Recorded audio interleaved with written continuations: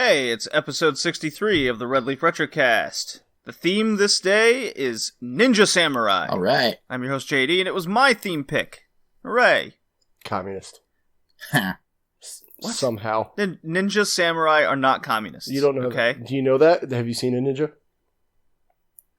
Yeah, I've met many in my times as a samurai. Well, then they were shitty ninjas because they're not supposed to be seen, so. But they were heard. Ah, that's what it was. Yeah, definitely. Crazy. Definitely. Notable absent today is Joey, because it's, he lives in the Central Standard Time, and it's not only just super early, it's also an hour earlier on this day. He also got drunk last night. He also got drunk at the XFL Roughnecks game, which ended in a dusty finish, by the way. Yeah, the Rock came out, hit someone with a chair. It was weird. And then the one player, you see how he turned heel by ripping his jersey off and he had the other player's jersey under it? It's wild. I memean, that's what the original XFL was, but this new one actually has rules. Wait, and I made that up. That actually happened? They did the whole... dude, if you don't remember the original XFL, you have to go back and watch the first couple games of a team. No. It's absolutely ridiculous. I don't actually watch football, so, alright. Yeah. I thought I made that up, but never mind. Dude, it failed spectacularly because of just weird shit. I'm in. Guys purposely spearing a cheerleader on the sidelines and running into a, yeah. Oh, I didn't think it was going to be that bad, but okay, sure. So, yesterday at the Roughnecks game, what happened was the quarterback's knee was down before time expired, right? Yes. And the head referee in charge was just like, nah, clock expired, whatever. Game's over. And the other team was down by only 9 points, I think, is what it was. All right. So they would have had 2 seconds to throw a Hail Mary, possibly get a touchdown, and then possibly tie the game off the extra point conversion. So they're like, we're sorry, this is bullshit, we messed up, and we reassigned the referee. So they're like, damn. All right. That works out, I guess. Yeah. So the moral of the story is cheaters win? No, maybe you should know the rules to your own game. That sounds like too much work. Cheaters win. No. Got it. Anyways. Ninja Samurai. Yeah, I wanted to do this theme because I don't know if you've noticed lately, but I'm really into the hacky slashy games. Yes. And I thought with Ninja Samurai we could really get some more focus more on the older titles that we've seemed to be neglecting as of late. We've been sticking with those late 90s, early 2000s a lot. The best era, some would say. No. Yes, maybe. All right, well, sorry, it's not a 3DO, nerd. Well, none of these were 3DO games. I know your disappointment. Yeah, I'll get over it somehow.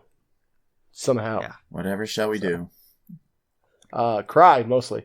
I'm going to cry, at least. You do that. And I will. Actually got to play a couple games on a console I don't think have covered at all on this podcast. So that was very exciting. Drama. Yeah. Wait, which all one? right. Which one? And now I have to look and see which one you're talking. Oh, yes. Got it. Yes. Yes. All right. So, what you been playing besides that, though? Am I Canadian now? Well, you did that at the A at the end. I know. I guess that means it's my turn. I did catch you hearing that. In that case, I finally did it. I fully beat the Kingdom Hearts 3 DLC. Took a lot of practice. Boo. I wasn't going to do it this time. Wow, such a compelling argument. How could I have ever thought otherwise in the face of such masterful debate skills? I wasn't going to do it. Dude, I've been watching the DNC. It's it's been rubbing off on me. Clearly. Yeah. So you beat it. Yeah. Took a lot of attempts beating the Noctis knockoff. That's really what he is. That's pretty cool. Yeah. But I persevered. Of course, it helps that I finally remembered to get the item that brings your health back up to full upon reaching 0. Sort of like a get-out-of-jail-free card. So in case you suck at the game, you live to fight another day. Correct. Or continue to fight that day. Yep, in that same fight. I was a bit disappointed with the story scene that followed, because it was just, like, really quick, really unsubstantial, but hey, I feel pretty accomplished having beaten him and all the other bosses, so every hack and slash game I play from here on out is going to be a cakewalk. Did Sora kiss Mickey, though? You'd like that, wouldn't you? I thought that was the whole point of this game. Whatever. A not so fun fact about the game. 2 of the voice actors playing the main villain of all the games up to this point have died since voicing him. Oh, shit. Yeah. That's sad, actually. I thought you were going to be like, Square Enix laid them off. Yeah. It's like, no, they actually died. I'm like, that's... The first... That's not attributing to comedy at all. That's why I said not so fun. The first guy was Leonard Nimoy. Oh, yeah. And the second guy was Rutger Hauer. And now... I don't know that name. He was in Blade Runner. Gotcha, okay.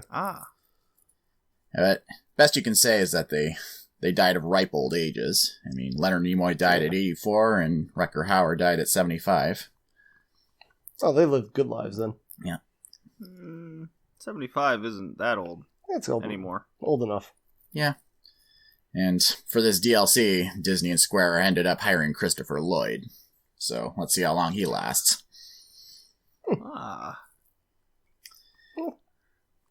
And in any case, I also beat God of War 3. Hell yeah. Congratulations. That's a very action-packed filled game. Absolutely. I'm curious to see how Kratos survived into God of War Valhalla. Spoiler alert. Since he was quite brutalized at the end of this game, but it was a hell of a roller coaster ride. Well, you gotta play Ascension. Oh, Ascension's so good. I totally forgot about that one. But so good. I'll have a look. And I started up a run of Hollow Knight. I haven't gotten very far, but I like it so far. I mean, gameplay-wise, it reminds me of Blasphemous, but story, setting, and atmosphere-wise, it reminds me of Ori and the Blind Forest. So... Yes, indeed. So far, I'm enjoying it, so I'll definitely come back to it once I'm done with other games. It's funny you mentioned that, because Silk Song is set to come out later this year, and that was originally going to be just simple DLC for Hollow Knight. Oh, yeah. But Hollow Knight sold so much better than the developers thought. And they're just like, well, we'll just make a sequel then. Well, hot damn. So it was supposed to be, it was supposed to be just a little side adventure, is turning into a full-fledged second game, which is really cool. Cool. I'll have a look. In the meantime, Silk Song. In the meantime, I also got Duke Nukem 3D on my PS4. It was like the 20th anniversary edition. Hell yeah. And it's just as fun now as it was back in the 90s. John St. John's second biggest role. What's his first biggest? Big the Cat. You were ready for that one, Kevin. Absolutely. By the way, the Sonic the Hedgehog movie is actually good. Yeah, it turns out that was actually surprisingly okay. Yeah. And I really like Big the Cat in it, though. No, but another non-Sonic character appears at the very, very end, but I won't spoil for those who haven't seen it yet. Ooh. And I like the extra features added to Duke Nukem 3D. They have like a little rewind bar after every time you die. You can just like choose what point in time you want to go back to before you died. Which makes things that's actually pretty useful. A lot less frustrating. I think some of the NES games on the Switch online actually have that feature. Mm-hmm. Yeah, big quality of life improvement. And it also helps that I don't need parents' permission to see the adult mode. Yeah, but you didn't ask my permission, and that's where you failed. It's illegal. You can't do that. Well, just call me a criminal then. What if you see something that's rated M for mature? What if you see boobies? Great. You have to ask. Nice. And then I played through Broforce on hard mode on the normal campaign and beat that. I even ended up unlocking 3 new characters I didn't know were in the game. There was a Snake Broskin, which is Snake Plissken. Hell yeah. And Tank Girl, although she's Tank Bro here. And then Bro Lee, Tank the Girl? Bruce Lee guy. Bro Lee. It could have been the Goku guy, but it's not.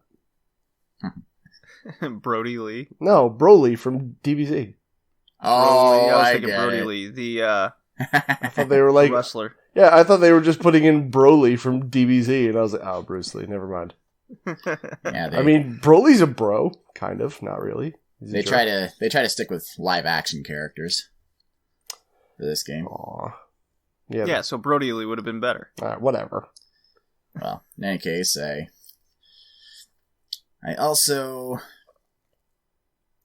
started up Gravity Rush 2. That's pretty fun. It's about as fun as the last game. Though I hear the burning questions I have from the last game don't quite get answered in this one. Like, where did the main character come from? Because in the first game she woke up with amnesia, so I'm kind of expecting a little backstory there. Nah, that's none of your business. Why make a backstory? Why ask that question? Why make backstory with amnesia? And why does humanity live in a Bioshock Infinite style world above what seem to be black holes similar to Mario Galaxy? It's pretty. Next question. It's like video game, duh. Get out of here. Obviously. Yeah, the graphics, art style in this game is really, really detailed, really appealing to look at. And the gravity mechanics are about the same as the last time, with a little bit of improvement. But I'm enjoying it. I'll play it through the end. And I played and beat the Final Fantasy VII Remake demo, which we'll cover later. All I'll say right now is also played awesome. that myself. Yeah. And I'm almost done Final Fantasy IX. Almost. Getting there. Yeah. Say I'm about halfway through Disc 4 now. Very close. Yeah. And looking forward to your final thoughts on that one. Should be good. And that's pretty much everything. Well, okay.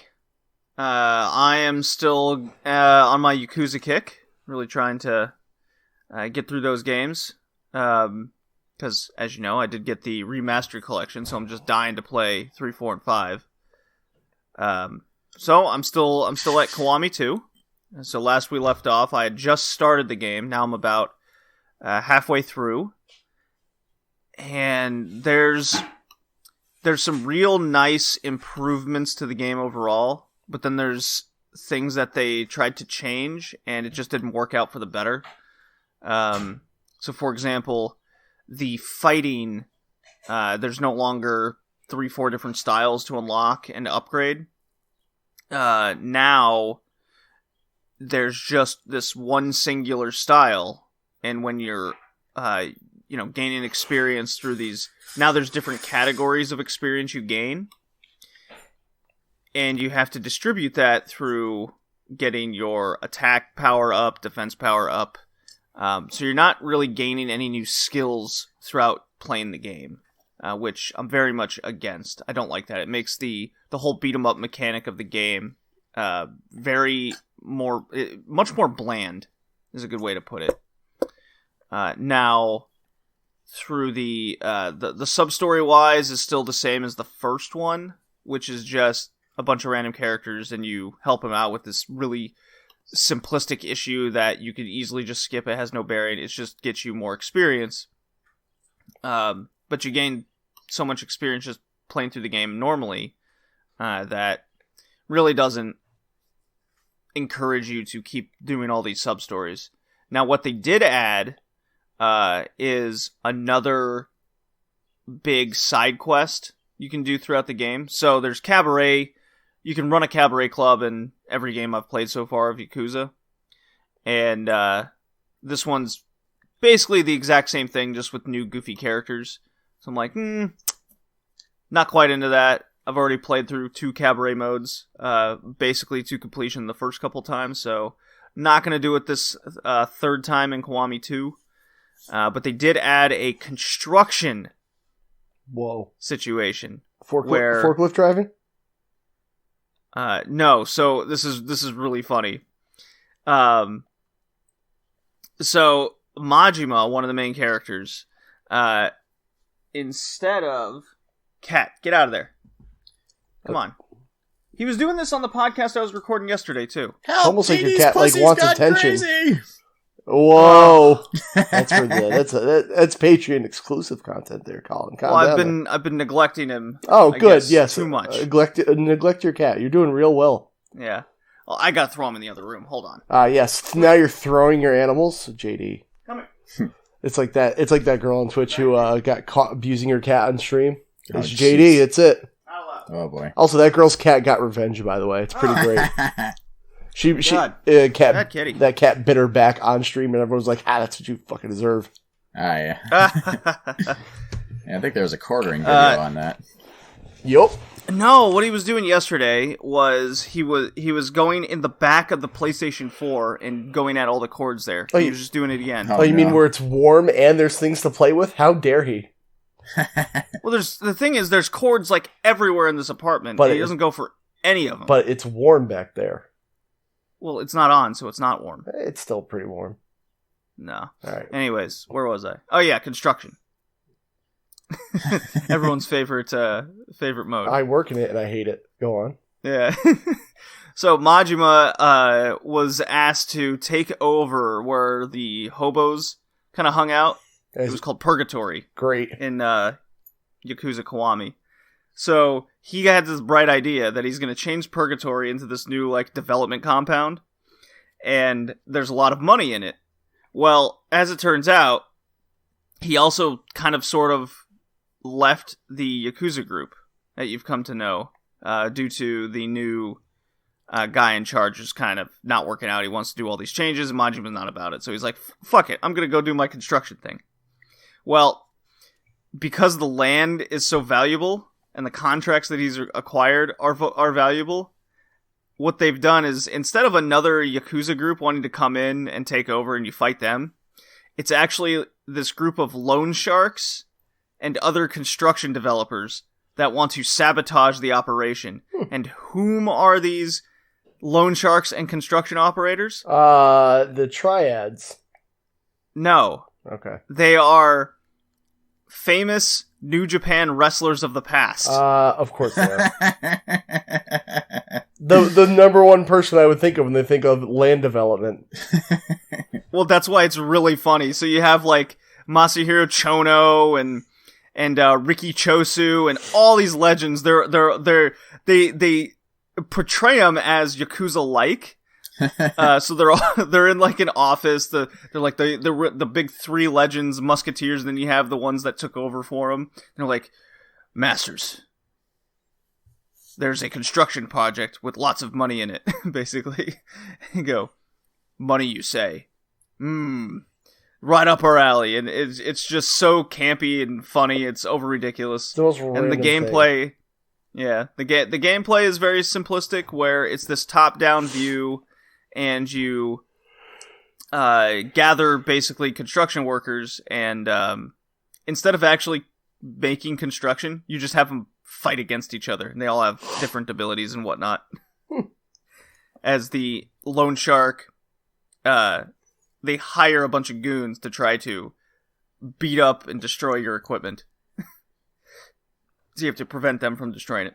So you level them up. You can recruit other wrestlers of the modern era, which is really funny, to fight on your behalf. So you just have like little cards and little figures that are there. So that's really fun. The big improvement is there's no longer really loading screens. So like when you go into a food shop or a convenience store, you don't just you generally don't enter, and a load screen happens, and then you're in again. It's just all in real time. You open the door, and they go through, and you're there. So that's really cool. Story-wise, it's kind of all over the place. Yeah, there's pro wrestlers and a Yakuza. Who would have guessed?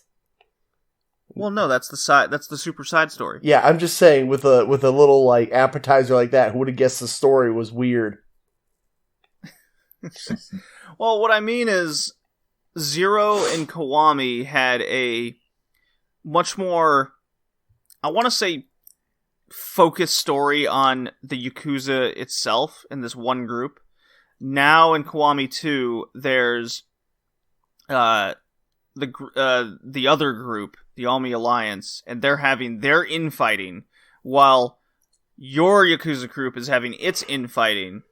And then there wants to be a major takeover along with another group. So you can see how it'd get a little overwhelming. Slightly.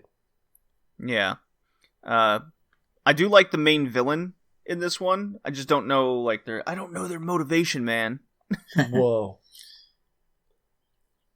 I get that he's adopted in some way, and there's some connection to this other thing that happened at the beginning of events like 20 years ago, and you got to kind of piece it all together. So I'm halfway through. It's more and more making sense as I play through the story. But as for concentrating on, those sub-stories and everything, I think I'm kind of done. I just want to get through the story of the game now. And being that I'm not really a fan of the fighting system, it's just kind of like, I just get through this. And then, of course, been playing Dreams. Yeah, you have. Do tell. So, Dreams is a game by Media Molecule, the Little Big Planet people. And if you've done any moniker of just looking into what the game is, whether you've seen an E3 presentation, a PlayStation Expo presentation, this game has been set to come out. I believe it's on like a 1.5 year, 2 year delay. So kind of like the No Man's Sky territory, right? So I was very, very skeptical. More and more this game was delayed. Because it even had an official release date like 2 other times. And this was the 3rd one, I believe. So, Dreams is... What Media Molecule's done is they created a game creation engine. Right? Yes. So think of you have Microsoft Paint. Technically, you can paint anything within that program, right? Yes. Right. And utilize its endless amounts of tools to paint whatever you want, right? But it's up to the creator to utilize those tools in the proper way to paint whatever comes to mind. So Media Molecule is on a quest to get other people to make games for them so they don't have to do anything. Got it. Well, that's not true, because when you boot up the game, Media Molecule themselves made a full-fledged 2.5 hour story. That's not full-fledged. All within... Yeah, it is. 2.5? Are you kidding me? Yeah. All within that game engine to kind of prove to you, the player, that you can truly make anything. And the story is a hodgepodge of different genres to prove that, yeah, you can make a beat-em-up if you want. You can make a point-and-click adventure. You can make a side-scrolling shooter. All kinds of things. Can literally make Mario. A 3D. Yeah, oh yeah. People have made platformers. I like that Mega Man game you were playing. That was good. That yeah. That not 1-1, that guy in the white suit. That was pretty cool. There was one that I played yesterday where it was like a really faithful Spyro-like game. Ooh. Created his own little character, collect them up. There's 4 worlds you can go through on there. The guy was I was actually streaming it yesterday as well. And the guy was in my chat going, yeah, this was my idea, this was that. It was really cool. Oh, he made the level. Season 1. He made that level and said it took him like 4 months. What? Yeah. Wow. So, but what Media Molecule offered... Well, no, so I'm answering that. Okay. What Media Molecule offered a year ago was you could purchase the game early access for, I think it was like $25. So just over half the base cost. Okay? And the criteria was you were supposed to make a level. So anybody who was adamant about creating something in Dreams could get access to the game in early access. Cool. So then when the game came out, there was already hundreds of levels made before the game even came out. Makes sense. And the Media Molecule themselves kept making levels during that period as well. So there's a whole section of the actual developers that created a bunch of levels themselves in Dreams. Neat. Yeah. And my favorite part is you don't have to have PS Plus to gain access to all these levels. That is a big move. Hell yeah. The only issue I'm scared of with Dreams is that I feel like it's not going to sell well, which sucks because I think it's going to scare people. Like Little Big scare people. Well, because like Little Big Planet, like if you really wanted to sit and make a level, like you can, and it was like kind of easy to do and people did. Yeah, and they did, but like Dreams looks complex, and it's like if you told me that guy took 4 months to make that, which I understand if he's making like a legitimate game, it's just like I feel like more people are going to be like looking for levels as opposed to making them. Not that it's going to happen. I have high hopes for it, but I'm just like I really hope that like people pick it up and go, I'm going to do something. Well, I mean, that's the good thing to the early access idea.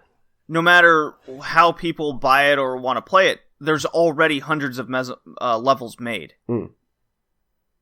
So, my favorite level I've played so far is, bar none, non-Media Molecule-wise, because Art's Dream was a very enjoyable experience, is a fan recreation, which is actually pretty faithful, of PT. Oh yeah? Yeah. I should have a look. Complete with Fetus in the Sink, the two major jump scares. Wish.com version of what's her name? Yeah. And they keep adding to it to try to make it more and more faithful. So like Lisa isn't up in the balcony. There's no nothing falling from the ceiling and blood coming yet. The messages that you can find hidden throughout aren't there.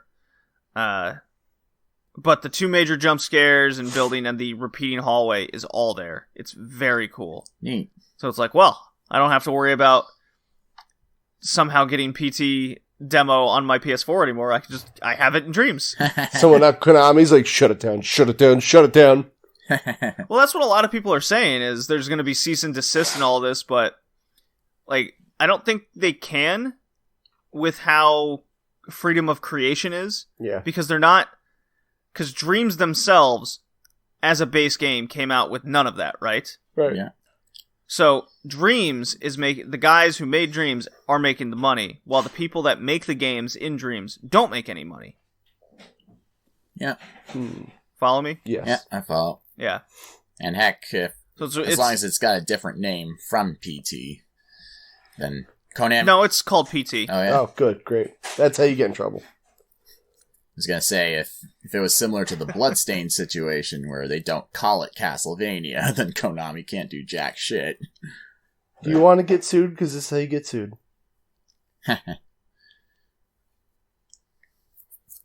Yeah, really, it's exceeded my expectations quite a lot.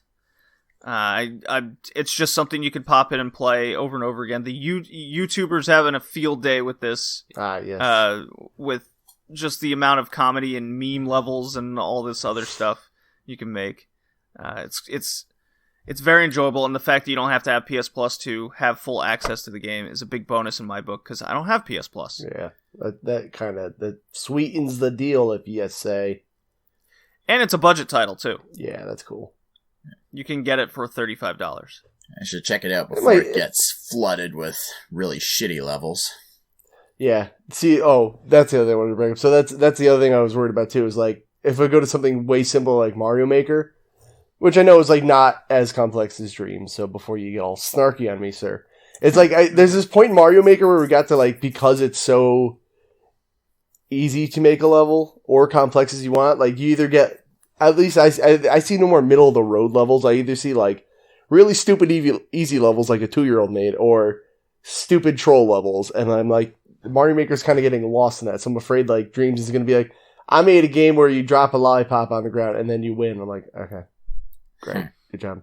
So I'm worried about, like, things like that, so I kind of want to get in early before it, like, gets, like, trashy.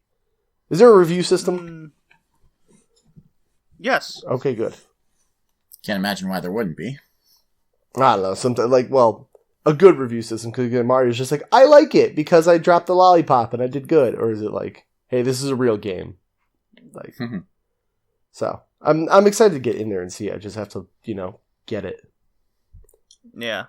Well, I mean, if you have a GameStop Pro or anything, okay, giving GameStop money. Yeah, I mean, they started a new thing where every month you just get $5 off anything. Geez, desperate.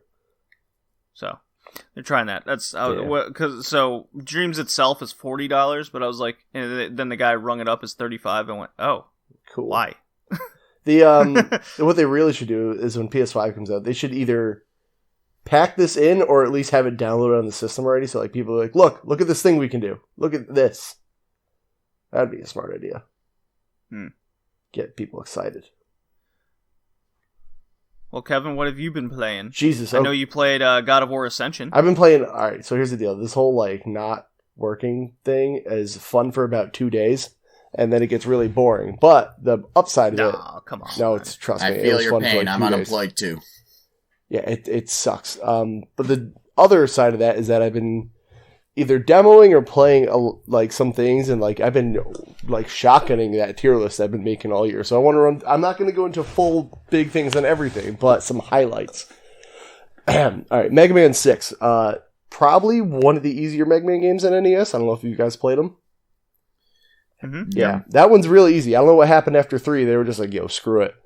But it was still really fun. So, recommend that.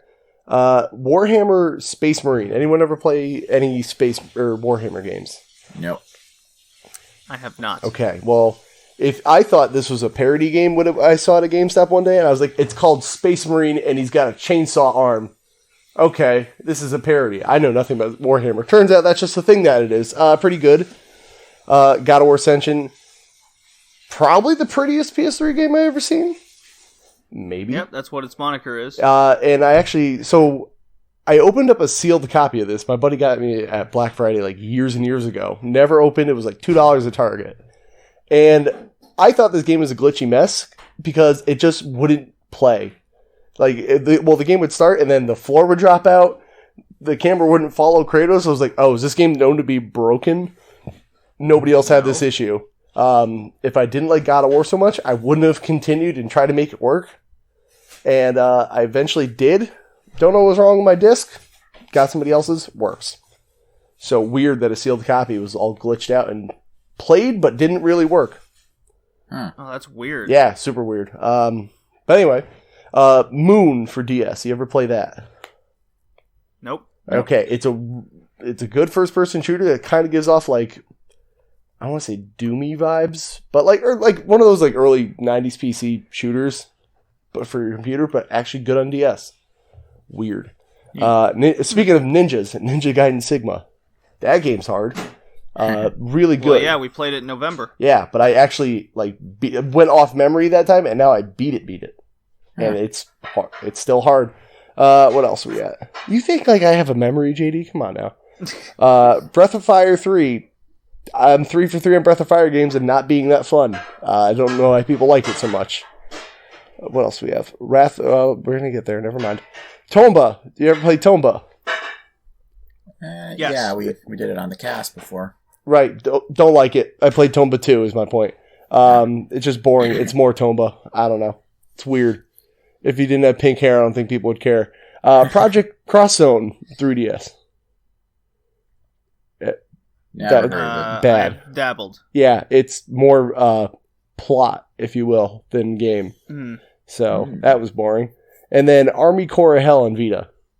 That game is just fun for about a level, and then you go, oh, it's like Pikmin. Oh, it never changes. Okay. It's literally the same areas over and over and over, and I put it down after about 20 minutes.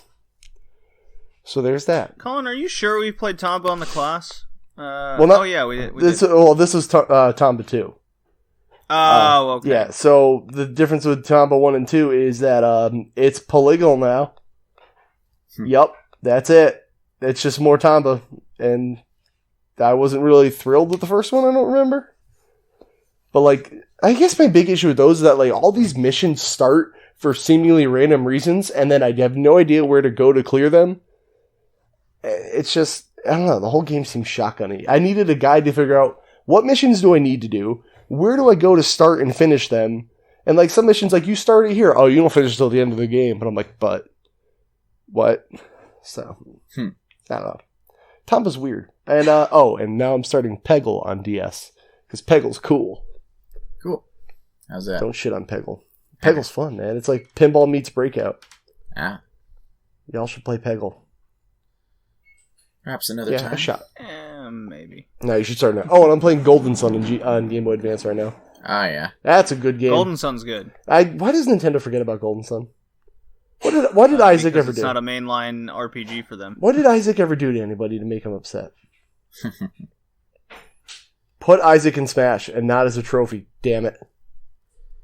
Been meaning to play Golden Sun eventually, but I've still got Dragon Quest V and Lunar the Silver Star to play. Oh, yeah. I played Dragon Quest 4 recently. I really want to play 5. Oh, apparently 5's shooting up in price on DS, so good luck. I already got my copy. Oh, good. Because I guess a Netflix movie came out based on that game, and everyone decided, I'm going to play that game now. So it's like $60 now. I'm too busy watching the new season of Castlevania. Oh yeah, that came out too. I need to watch season 3. It's good so far. I've only seen 3 episodes. Yeet. Hell yeah. Yeah. I don't know what else there's to speak of. Well, all right. Then, man, finally drop time. We can get on to our tiny little topic thing. The drop, hey? Alrighty. Yeah. Yeah.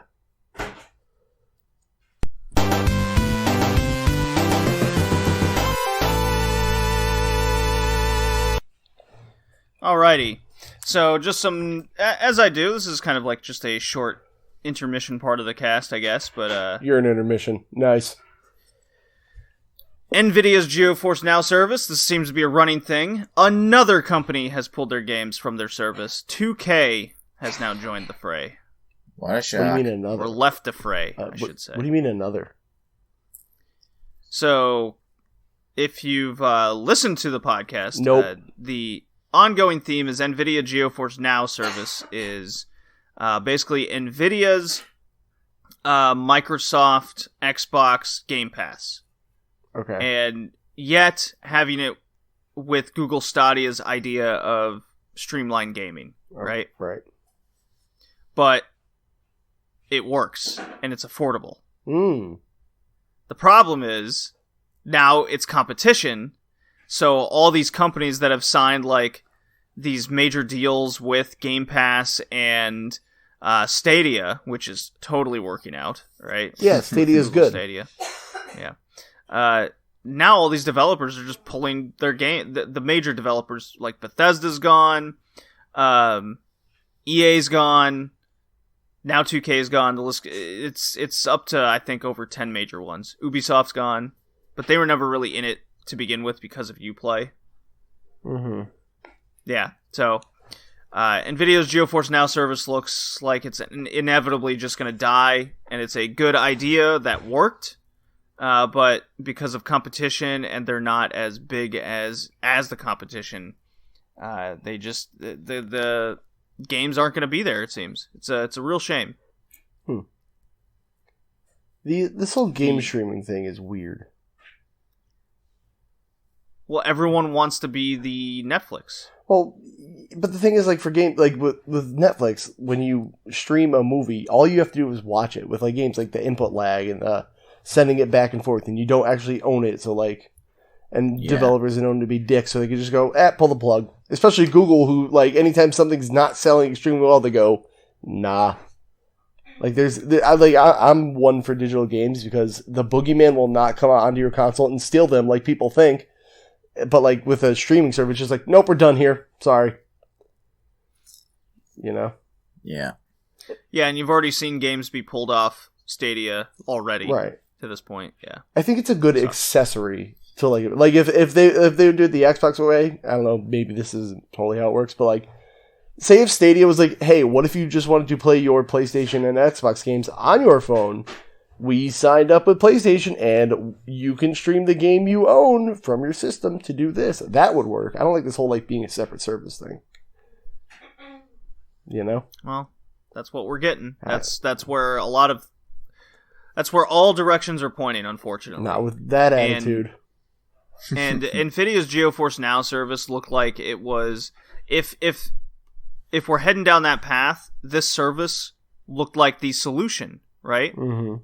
A very user-friendly based service with a working networking system. But with no games to play on it, it's, well, just exists. Yeah. Yeah. Oh, man. And Ghost of Tsushima, confirmed release date for June, which I'm very excited for. Hell yeah. Still don't know what that game is. It is an action-adventure, story-based samurai game. So very appropriate for this podcast. Made by Sucker Punch. That's made by the Sly Cooper people. The Infamous people? No, it's Insomniac, isn't it? No, it's Sucker not. Punch did make Infamous. I get them and Insomniac. I thought Sucker Punch made the Sly Cooper games. They did that too. Oh, okay. I get them mixed up with both. Insomniac. Like, Sucker Punch and Insomniac switch with me. Yeah, they do kind of have a similar style. Yeah. Yeah, Insomniac did grungy. Ratchet and Clank. So it's an Insomniac ninja game. Samurai game. No. Sucker Punch. Sucker Punch. Yeah. Damn it. Uh-huh. I'm just curious. Yeah, this is one of my top anticipated games of 2020. So I'm very excited for a summer release. I'm curious how it'll compare to Sekiro. Then again, that was sort of a combination ninja samurai game. Yeah. But in the meantime, I got Doom. News about the PS5 before buying. Same thing with the Xbox. Whoa. This is all due to TVs with HDMI 2.1 ports. Go on. Okay. How do I know if I have that? Well, you don't. Okay, got it. Have you bought a TV in 2020? No. Then you don't. That's weird. So this tech isn't yet standard in TVs, even though the next-gen consoles will need them if you want the full 4K 120 FPS. No, I don't, so that's fine. Yeah. So basically, the short version covers new features such as ALLM, and VRR. I don't know what those acronyms stand for. It's virtual reality. Yeah, right. So, however, most TVs don't have the needed VRR. Okay. Yeah. Unless you spend a few $100s extra, and it only comes in TVs that are 65 and 75 inches specifically. So, and those things do what? It has to do with the frame rate and the hertz refresh rate. That's what those two features cover. Right, it has to do with that, but it does what? Refresh rate. Yeah, but what does what does it improve on the refresh rate? That's what I'm not understanding. What does it improve? Yeah, like what you just said it works with it. I don't know. No, it is. It's the refresh rate. Is there? Okay. See, you said it works with it. I didn't understand. Yeah, it's like the next technology in the refresh rate of your television. Neat. Okay. So once more info comes out, this will be a key feature to pay attention to. So, because I was looking to get a 4K TV. Okay. Right? And now that this information has come out, that the next-gen consoles will basically, if I'm going to spend the money to get the best gaming experience, I want to make sure that I'm actually going to get the game experience, right? And to have two features to get the full experience that isn't even standard in TVs right now, that's kind of off-putting to me quite a bit. Because I could get a 4K 32-inch television, or 35, I think that's the standard. 35-inch television for about $200, but it's not. It probably won't have the HDMI 2.1 port, as most. I could be wrong on this fact, but most TVs only have the HDMI 2.0 in the last couple years. Mm-hmm. And they would only have the ALLM feature, which I believe that's to help get the refresh rate to 120 frames per second, but it won't hold it, and I believe that's what the VRR does. Oh. So you'd be going through a lot of frame ups and downs trying to get to the 120, and it will just never get there without the VRR. Okay. Yeah. Now, so yes, definitely pay attention to this specific part of the technology. It's apparently very crucial for the next gen. Well, that's just fantastic. I mean, it sounds fantastic, but on the other end of the spectrum, I feel like it's extra, and it won't really, I don't know, I won't care that much. I don't know. I don't need full 4K. I'm still a big fan of like 30 FPS is just fine, guys. I just want to be able to play. That's all I need. Yeah. Well, the worry I've been reading behind gamers that care about this this higher end is if they're going this direction, then if you don't have a full 1080p minimum TV, then the next gen console might not work on your television. So think of like the older mid-90s consoles not working on a flat screen. It gets all stretched out and stuff. So it's that kind of comparison. Okay. The TV itself won't be able to keep up with the new technology. Oh shit. Yeah. Yeah, I don't know. Until I'm actually pushed to like get a new TV, I'm not gonna. Yeah. And then the Final Fantasy VII Remake demo hits. Hell yes. And it's fucking awesome. Damn right. I mean, the new visuals and graphics are absolutely fantastic. And the way they reimagined the Mako reactor was really good. The voice acting, the character models are on point. I'm really a big fan of this hybrid action battle system that they've implemented, where you can bring up the materia magic menu, and it doesn't totally freeze the action that's going on. Yeah, but it makes it come to a crawl, where it does give you, like, you have enough time to go through the menus, which reminds me of Kingdom Hearts, actually, and how this is implemented. Well, that was like real-time menu thing. In this case, well, it's the same menu, but it's not in real time. Yeah, pretty much. And it's not there the whole time. It's only there when you like hit the X button. The rest of the time you just hit square and you'll just do regular attacks. Yeah, so you can button mash. You can also set up chain attacks, going from 3 enemies at a time, but that opens you up more to getting attacked. So it kind of encourages you to go more turn-based in that sort of action, but you're not limited to it. So really cool. This battle system was a lot of people's worry and how that's going to be implemented in the game, and it seems to be a slam dunk with a lot of people, which is really cool. Now, Kevin, obviously, you're not a fan of the episodic nature of how this game's coming out. Call me when the game's done. But apparently, the game's going to be at least 30 hours of just in Midgard, and that to me is a full-fledged game. And even as someone who loves Final Fantasy VII and has played through it, my issue is if it leaves the game off a really, really bad ending. That will leave the biggest sour note in people. So issue 2. So that you're telling me there's going to be 30 hours of like just the Midgar area. How much are you going to like pad out? Because like that's extremely longer than how it originally was. Well, isn't that disc 1? Yeah. So basically, like, what are you filling all that time with? Like, I feel like it's going to be like, well, we're gonna make it worth your time, and then people are going to be like, why do I have to do all these fetch quests to make it 30 hours? Like, I don't know. I can't see how much more you can expand when the story's been there, you know? Yeah, maybe that's my other flesh worry. A few things out with the story that may have been lacking before.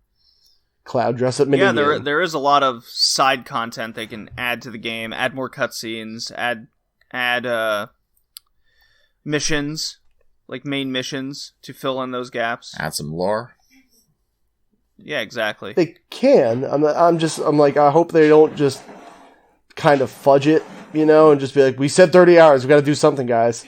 Quick, go find all of Cloud's clothes, and then go fight another weapon to go get his bra. Like, that would be a problem. Yeah, and even though this demo does everything right, there's still that base game that I'm not buying this on day one because of that. Right. I'm just so overly cautious about this because it's too hyped. Does that make sense? Like, I feel like people are going to be like, either this isn't what I wanted, or people are going to be like blinded by nostalgia and wait till the real reviews come out. If that makes sense. Kind of like how that I did with Breath of the Wild, where, you know, like month 1, people were like, greatest open world game ever, and then you know, then people really started saying their feelings about it, like, it was okay, but you know, there were issues, and I feel like it's going to be the same thing with this.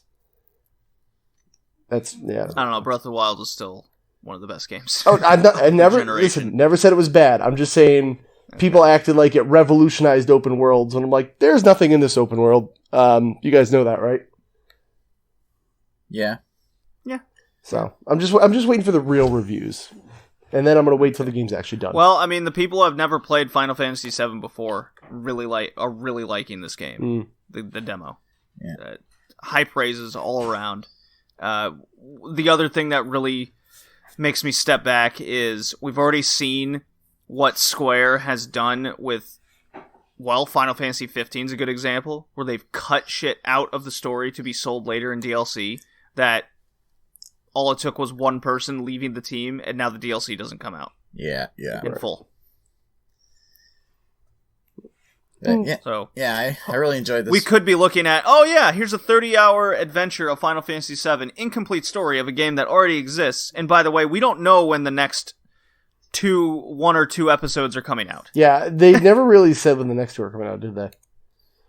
If at all. Like, for all we know, it could be like 6 years from now, and then you just go, well, fuck. And I guarantee something's going to happen because we're at the end of, like, PS4 time. They're going to be like, oh, the PS5's so different, so it's going to take us longer to get this episode 2 out, guys.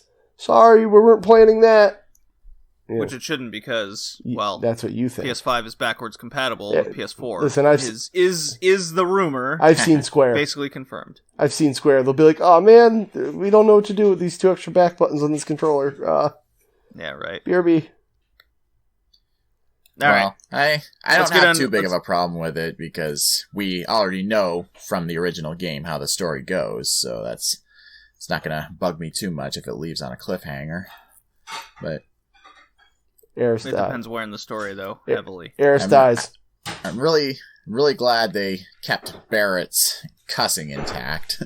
Wouldn't be the same without him cussing every other sentence. Makes me wonder how they'll handle Sid.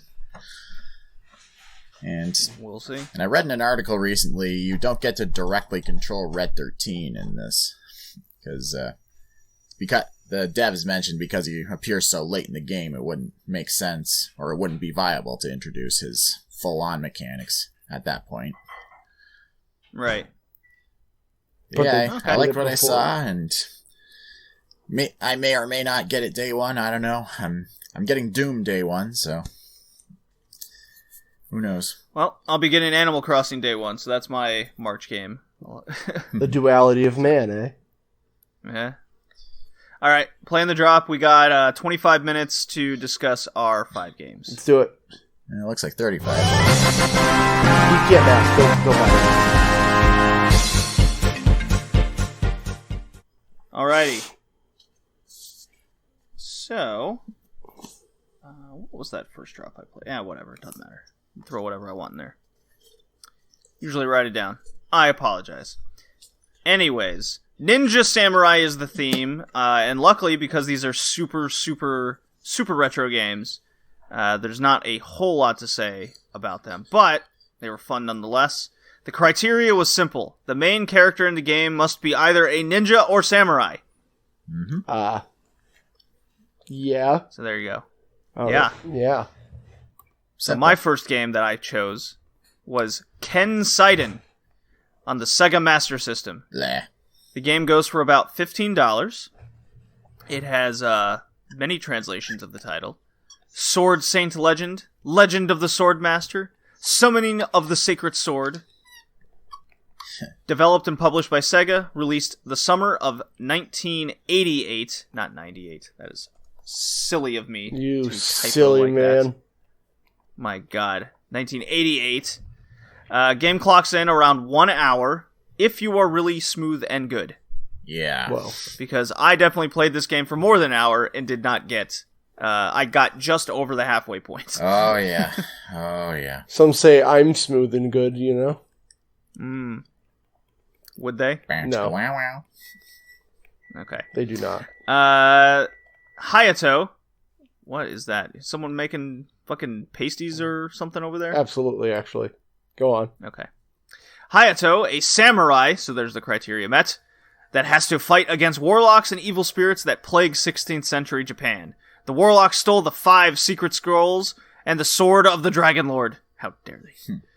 Hayato, who has the dragon blood in his veins, must recover the scrolls and sword, enter the castle, and kill Oda Nobunaga, because of course he does. He's always the villain.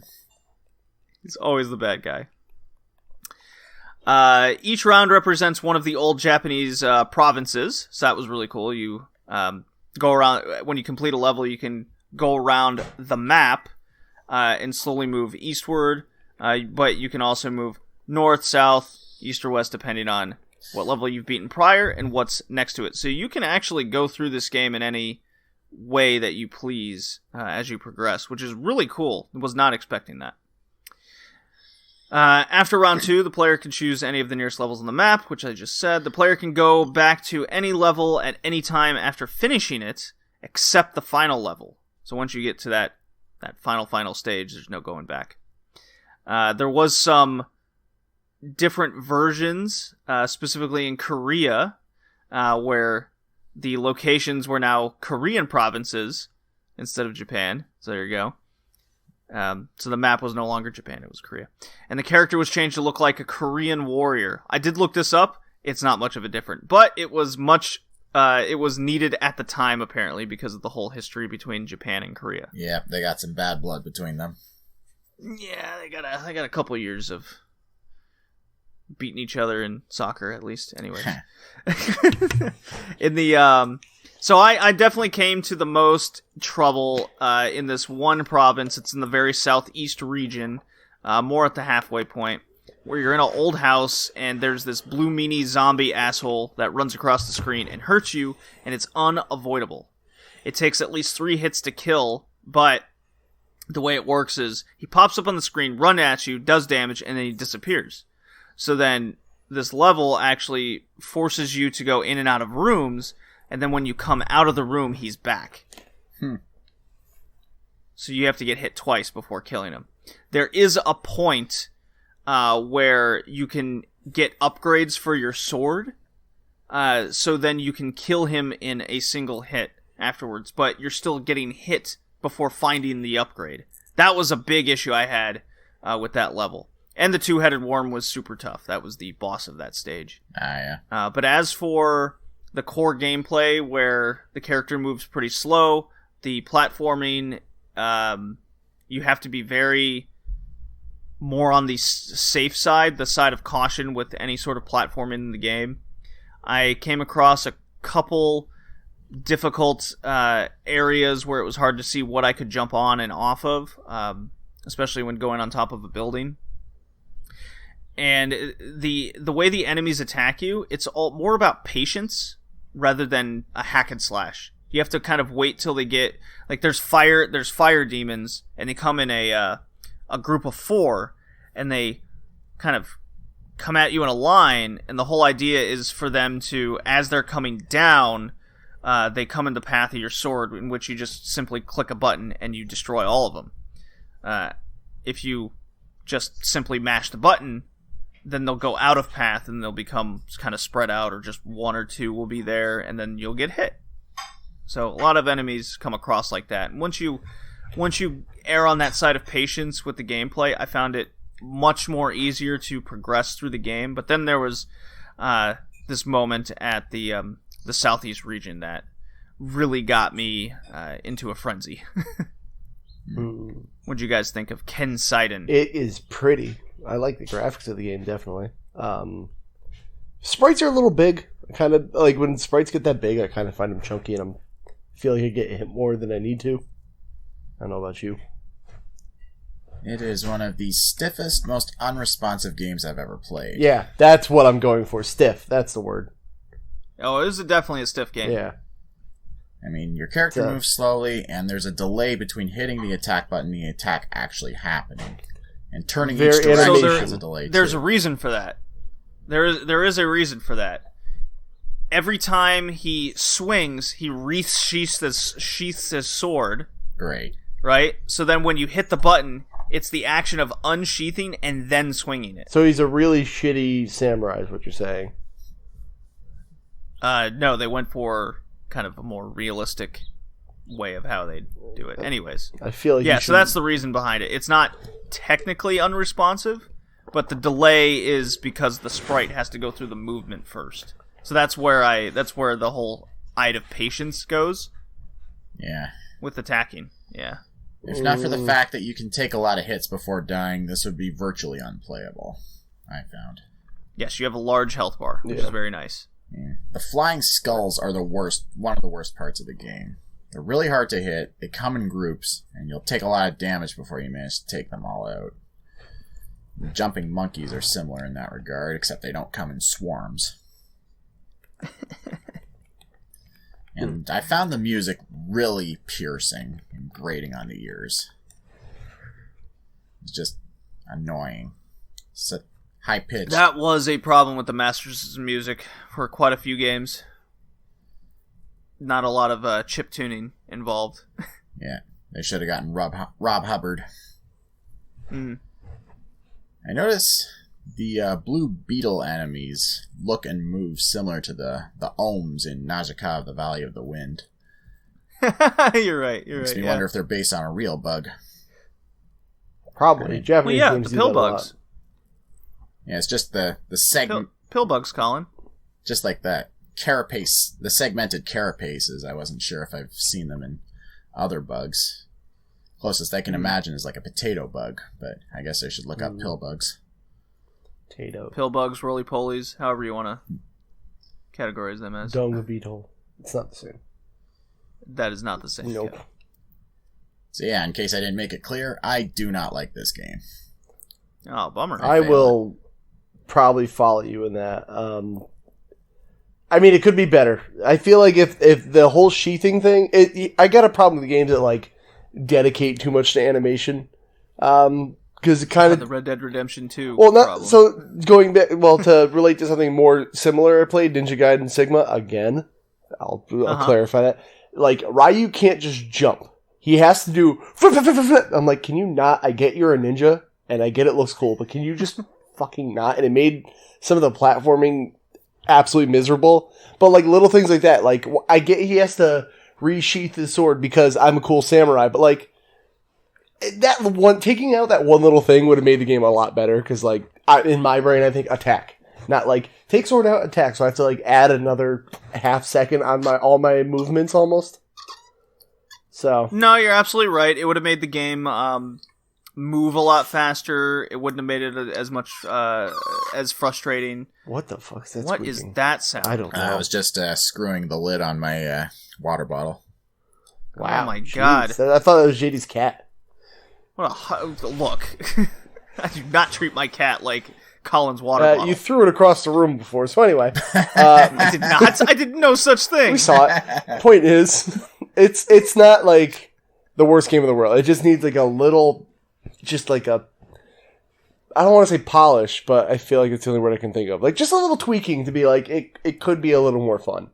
No, it definitely needed those quality of life improvements. Yes. Yeah, I agree. Mm-hmm. I didn't hate this game. I didn't absolutely love it. I didn't have, like, once I got to the stage, that totally pissed me off. I really didn't have any ambition to continue playing, and that's kind of a big issue. So, yeah, I'm gonna fail it with you guys. I did really like the boss battles, though. Those were cool. Very unique each. Some would call it a C-tier game. Maybe. It's meh. The next game I chose is Ninja Spirit for the TurboGrafx 16 and ZX Spectrum. Ah, yeah. It's weird how that system I have to say ZX, I can't say Z, even though I'm American. It doesn't sound right. So yes, game goes for about $41. Developed by Irem, the R-Type developer. As in, I don't remember them. Am I right? Yeah, R-Type. Yeah, I'm sure you've heard of that game. Metal Storm. They also made In the Hunt. Yes, great. I'm sure you're more familiar with that one. Such a good one. I got to go back to that game. Metal Slug with submarines. Huh. Yeah, that's pretty much it. And buy it on PS4. It's wonderful. And Legend of Hero Tonma, which is another TurboGrafx game. Got two weeby published again. by Irem and NEC. Also released in 1988, which really put in some perspective on Kenseiden for me. Yeah. So game also clocks in around 1 hour. It took me about 2.5 to beat this game. And this was the only one I beat on the podcast, or for the podcast. Cheater. Yeah. I'm on a big streak of beating at least one podcast game per episode. Neat. Quite nice. So the plot, I guess, is Tsukikage's journey takes him through 7 stages, varying from woodlands, wastelands, swamps, temples, and cliffs. Each stage begins with the player slashing his way to the end until he confronts a boss. You are equipped with multiple weapons that can each be powered up, along with a ninja power-up to create multiple ghost copy ninjas, which is kind of the Ninja Gaiden copy. Anyways. Basically go each level, figure out the best weapon advantage for the enemies present. I will go into a little bit more detail with that little note I have. The major difficulty is being very aware of which enemies will kill you in one hit. You can do a mode, though. You can choose a mode at the beginning of the game, which will allow you to have infinite continues, along with a small checkpoint system, so you can eventually beat the game Metal Slug style. Metal Gear Slug, my favorite Metal Gear spinoff. It's wonderful. Make it in dreams. Ooh. And I will say, I love all the boss battles in this game. Each one felt super unique and had just fantastic art design throughout this game. This was a fantastic experience. I love this game a lot. This was much more than I was expecting. So, you guys don't have a TurboGrafx or a PC Engine. No, but I have an emulator. Shh, that's illegal. Don't tell them that. But the emulator doesn't have the turbo buttons. It can. It can. You can program it. But I doubt you'd realize to switch between them. Oh. So the 1 button and the 2 button are coordinated to attack and jump, right? So very simple. But when you activate the turbo buttons in the 1, 2, or 3 position, what this will allow your character to do is jump much higher or swing much faster. So you don't have to continue tapping the button either. And so there's actually a kind of skill put in the game with switching between those different turbo modes to allow you to be a better ninja in certain circumstances. So it's really, really cool how they made the game mechanics play that way. Right, but in Japan, on the PC Engine, they didn't have those turbo switches by default, I thought. They didn't. Excuse me, you were cutting out a lot. Well, you're cutting out a lot. On the PC Engine controllers, they don't have turbo switches on them, I thought. Did it again. God, well, I don't know what to do. Okay, forget it. Hold on. I have a PC Engine controller. I can actually confirm this. Hold on. I thought, I was pretty sure the Japanese controllers didn't have it on there. Could I be making it up? Maybe. Beats me. I wonder what was cutting out. Just weird that it happened at the exact twice, same point of what you're saying. Yeah. So, can confirm the PC Engine controller does not have the turbo buttons. Ooh, drama. So, and I played for a while without using those turbo buttons, and when I got to the second boss, that was a problem. Because I had such an issue avoiding him. And then as soon as I was like, what if I do this? Jumped all over the place, avoiding him, using my ninja skills, and I beat his ass. Neat. Yeah. So what did you guys think of Ninja Spirit? I liked it overall. I mean, I got a bit of a Kung Fu Master vibe with this one. AKA Kung Fu on the NES. The main difference being that you use a sword. But the way the character moves feels very similar, plus how the enemies come in from both sides. Very cool, yeah.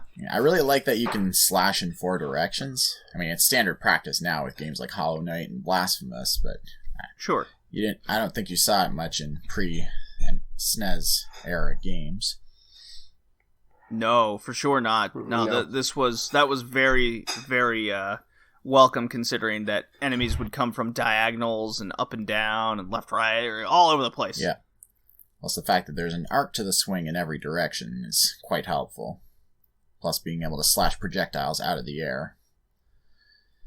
Yeah, it was great. Yeah. I loved some of the upgrades that you could get for your weapons. Like when you get the grappling hook. Oh, yeah? When you get like the third upgrade, you extend the grappling hook, and then you can just keep it extended, and then just swing it around wildly and take out all the all the enemies. It doesn't work for all the stages, but it's really funny on like the first woodland stage. Yeah. That was absolutely hilarious. The wasteland stage, that was incredibly useful because you're going through a no, I'm sorry, misspoke. The swamp stage, because you're going through a swamp and your character is now moving much slower. Yeah, it was great. I love this. The cliff stage was bonkers because you're just going up constantly. You're like, man. Yeah, the jumping is really floaty, like Mighty Bomb Jack floaty. That's not necessarily a bad thing. But well, again, if you have the turbo controller, it doesn't have to be floaty. I felt like the game was a little too easy, at least in the first couple levels. The game just feels really generous with the power-ups, like the Shadow Use. I mean, I get 2 of those, and it made the first boss a complete joke. All you do is jump and fall, and the Shadows of Use stay in the air, and then you just mash the attack button until you win. Well, it is the first boss. When you get to the Wasteland boss, the second one, he can murder your ass in 1 hit. Ah, yeah. And then every conceivable stage after that has at least 1 enemy that can 1-hit kill you. Yeah, I guess I just didn't play very far. Yeah, so like the temple stage has these grappling hook ninja assholes that you have to... it's really cool. So you jump on the ceiling and on the floor, and you have to jump back and forth between them to avoid those grapple ninjas. Huh. That'll kill you in 1 hit. Neat. Yeah, you can attack them with throwing the dynamite, which is the best ninja weapon ever. But yeah, like I love this game. It's an easy pass. What did you got, Kevin? It is a good. I did only play a little bit of it because I just wasn't on my mind to do that. I'm going to be honest with you. But I had fun with what I played. I played like a level or two. And when you were saying before, Colin, it was kind of easy in the beginning. I mean, it's very arcadey. We all kind of see that, right? So I can see how they were trying to hook you and like get you in with all the power-ups and like, look at all the cool stuff we have. And then the real game starts, for more or less. But I do want to go. Yeah, I do want to go kill enemies. Yep. Yeah, I do want to go back to it and play more. I had fun. It's a very satisfying payoff as you progress through the game. Yeah, and the fact that you can play the game with infinite continues. Oh yeah. That's always a huge bonus in my book.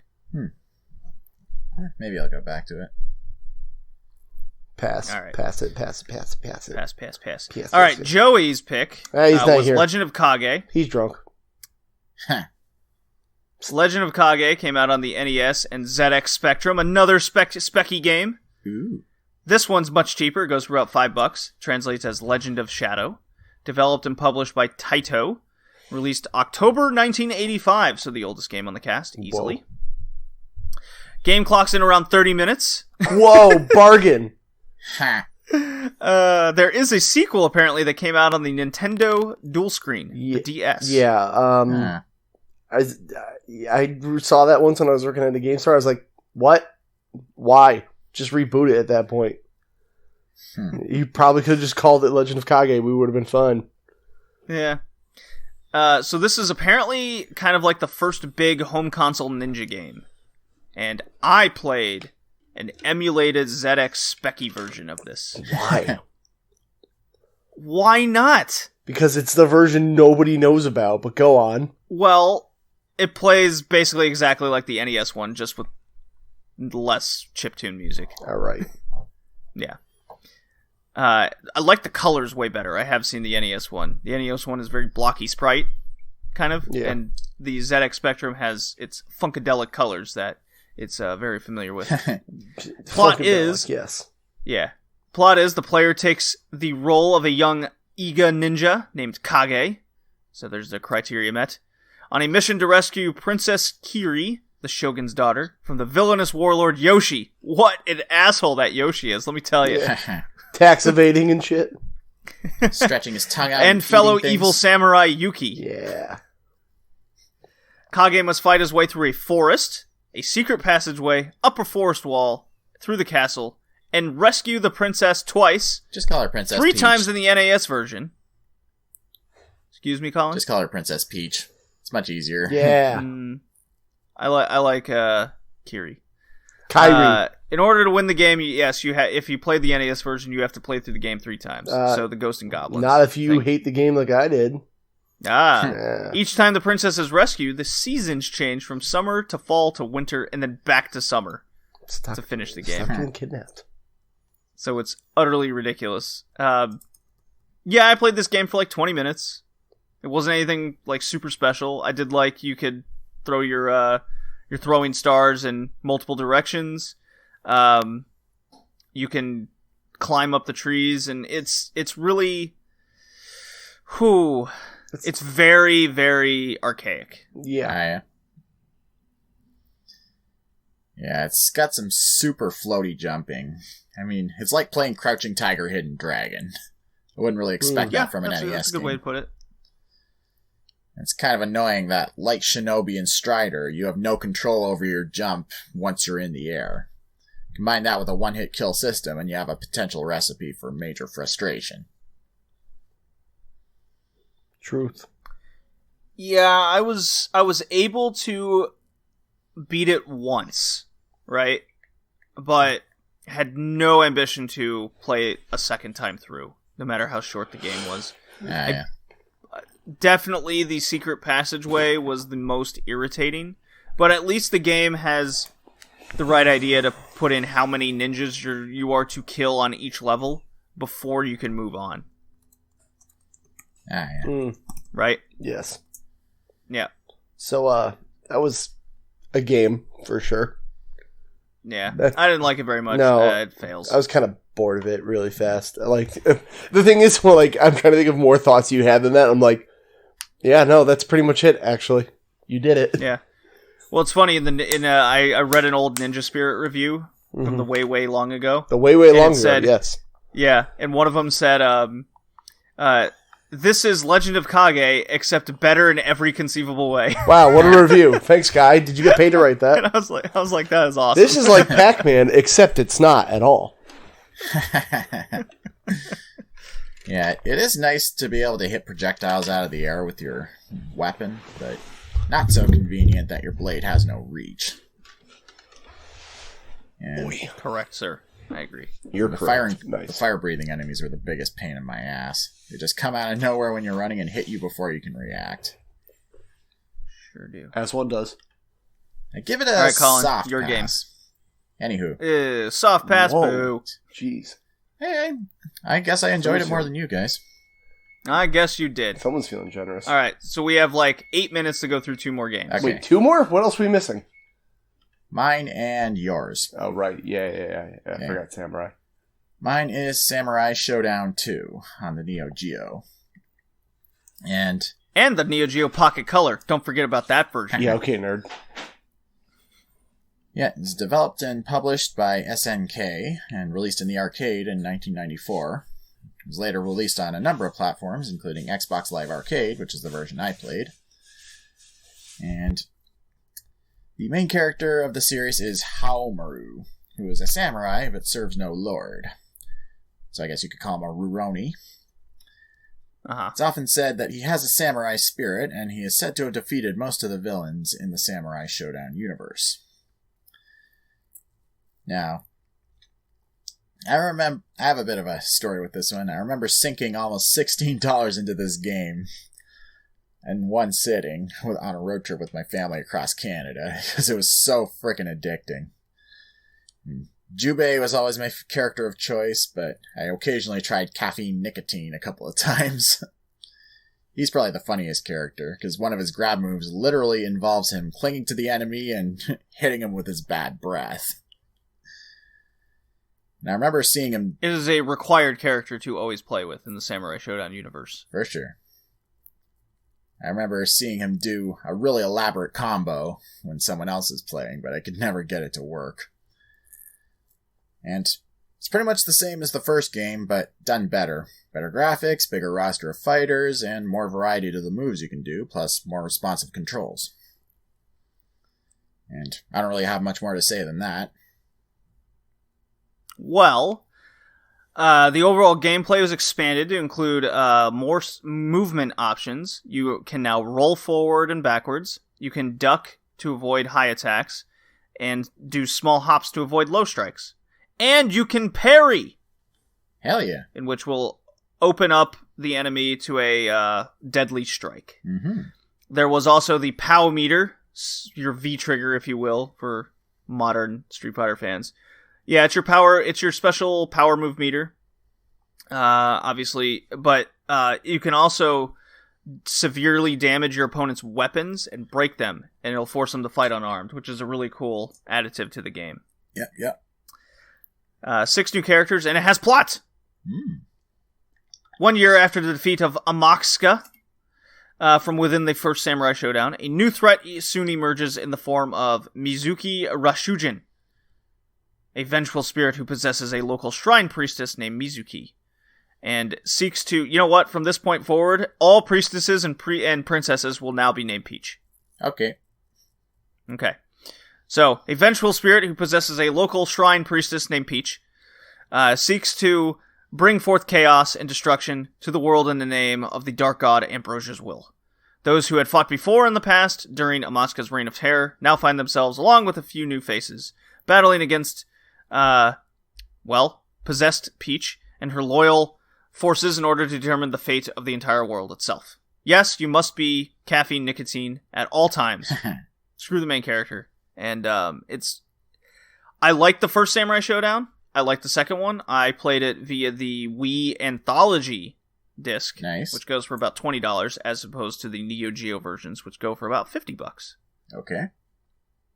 And yeah, besides, I loved everything they added. I have nothing to complain about. It is a fighting game, and it's extremely responsive. And if I was better at fighting games, I probably would have played it longer. All right. Yeah. Cool.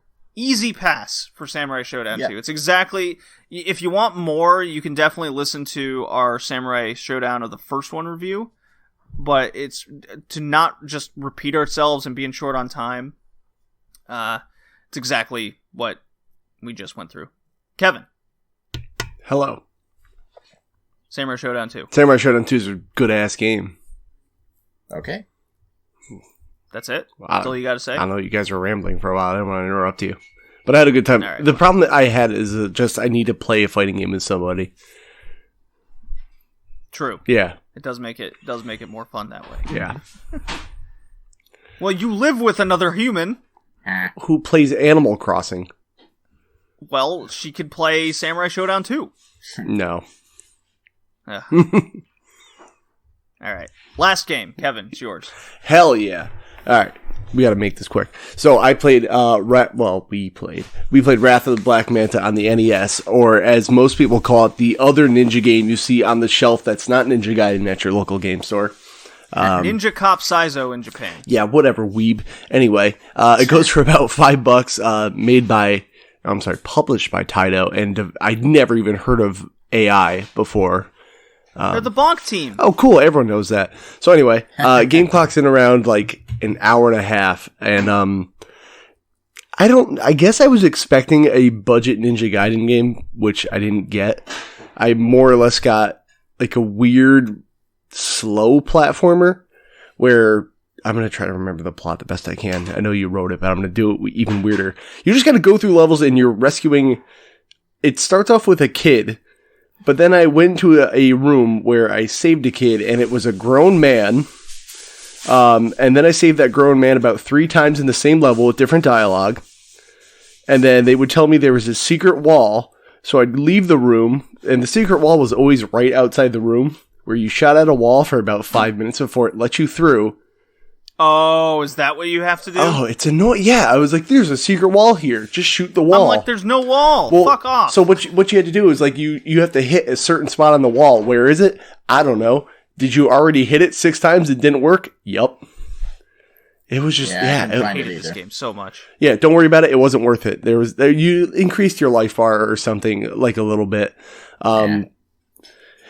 It's not bad, but it's also not really good either. I thought it was bad. I'm not going to go play it again. The one thing I will say that stands out from me is the absolutely horrifying, like, portraits of people you would save. Sure. That was nightmare fuel. I hated everything. And then when I got to the end of the game, I thought there was going to be like a Mega Man style boss gauntlet going on. Played to the end? Oh, I beat it. Oh my god. I didn't think it was that bad, and it was also before I knew it, the game was over. But anyway, it wasn't a boss. It was only an hour and a half. Yeah, it wasn't even a boss gauntlet. It was like, pick one of the bosses you fought. Which one? I'll go. Did you save scum this? Hell yeah, I did. Okay, there you go. That's how you do it. It's because I kept dying on level 2. Well, you're bad at games. My point is, it's not. I don't know. There's nothing remarkable about it, but like, if you wanted, like, you can't afford Ninja Gaiden and you saw this on the shelf, I guess. It's just weird. It's the plot really didn't make sense. The secrets were a little too secretive. They literally didn't make sense. Well, yeah, as in it tells you, go destroy a wall. You try to destroy the wall, and nothing happens. And you're like, okay, nothing happens. Yeah, so. It lied to me. So this game suffered the change to the West syndrome, aka no anime style, must be westernized, that whole spiel. Japanese version has Boss 1 Tiny shoot something from his fist, while the version we played, nothing, so he just bounces around the whole time. So, great improvement there. Level 2, the actual level 2, is actually totally cut in the West for the West, so you just immediately go to the paragliding stage. Yeah. Which I have a problem with that as well. The final level doesn't even have the boss gauntlet. You just fight one dude, and the final boss is totally different, and there's no spaceship, so when the final boss changes into an alien, you have no idea why. And also, there's no credits in the Western release. Can you confirm this, Kevin? Yes. Okay, yeah. So it's one of those asshole, you don't get any satisfaction ending. Right. just like how Shinobi pissed me off when it just goes end. I was like, that's the same screen as the death. Yeah. At least say congratulations or something. Right. Or congratulations. Oh, man. Yeah. So the level design in level 1 is atrocious. Everything's the same. You just go in and out of doors, and there's like nothing in the doors half the time. There's people you rescue that have no bearing on anything. Just they tell you to go find a hidden wall that doesn't destroy, unless you, I guess Kevin says, sit there for 5 minutes. Yes. So that's awful. The controls were, to me, more unresponsive than Kenseiden. Disagree. Because at least Kenseiden, I knew what I was doing. In this one, I didn't feel like I was doing damage. It would just... The sound effects were atrocious.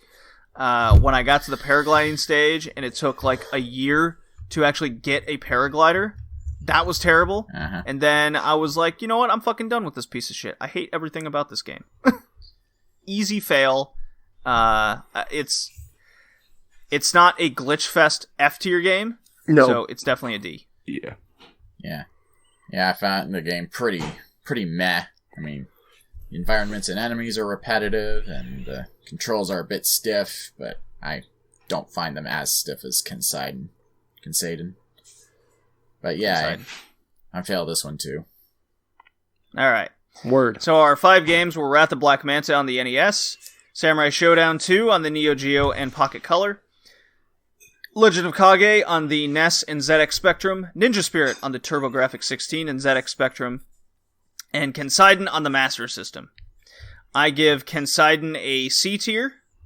Ninja Spirit is, to me, an easy A tier. Legend of Kage is a D tier. Samurai Shodown 2 is a B tier. And Wrath of Black Manta is a D tier. Cool.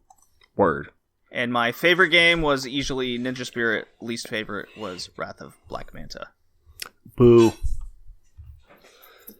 I can think about least favorite is probably going to be Kenseiden, and best Samurai Shodown 2. Hell yeah! What about the tiers? Oh, tiers. Let's see. Kenseiden, C. Ninja Spirit, somewhere between B and A. Let's go with B. A it is. Okay, sure. Legend of Kage, it's not bad, it's just boring, so that's a C. Samurai Shodown, probably an A. Wrath of Black Manta, I gave a C. And Colin?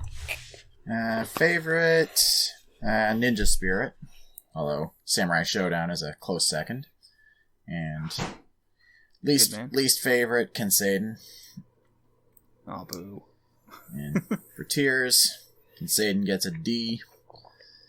Boo. Yeah. Hey, you get to shit on games I like, I'm shitting on games you like.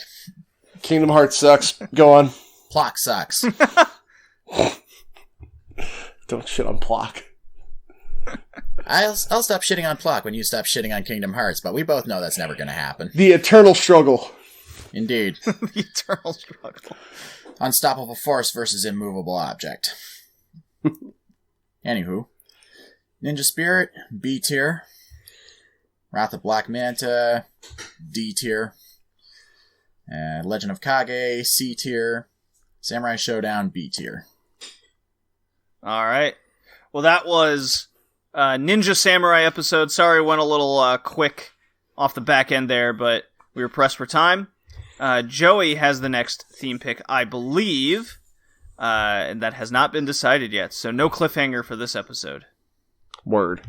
All right. Yeah. This was episode 63 of the Red Leaf Retrocast. Ninja Samurai. See you next time. Bye now.